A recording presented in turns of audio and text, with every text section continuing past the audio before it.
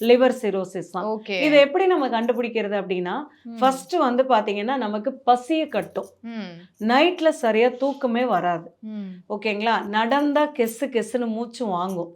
Left side சுருக்கு சுருக்குன்னு குத்தும். அடுத்தது 2 வேளை உணவு பசி எடுத்து சாப்பிடுவீங்க. 3வது வேளை சுத்தமா பசிக்காது. கால்ல வந்து பாத்தீங்கன்னா நீர் தேக்கம் இருக்கும். கால் பாதம் வீங்கும். வயிறு வந்து அசைட்டிஸ்னால நீர்னால நிரம்பும். இதெல்லாம் லிவர் வந்து சிரோசிஸ்ன்னு சொல்லுவோம்.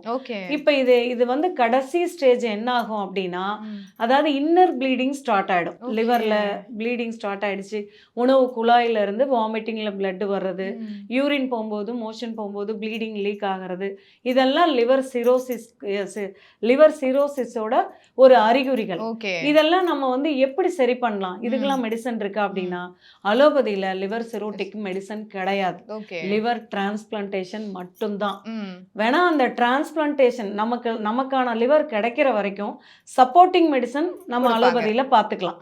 1 மாசம் 2 மாசம் 3 மாசம் அந்த நீர் போறதுக்கு, வயித்துல இருக்கிற நீர் எடுக்கிறதுக்கு மாத்திரை போட்டாலும் சிலருக்கு அந்த நீர் இறங்குற மாத்திரை போட்டாலும் இறங்காது.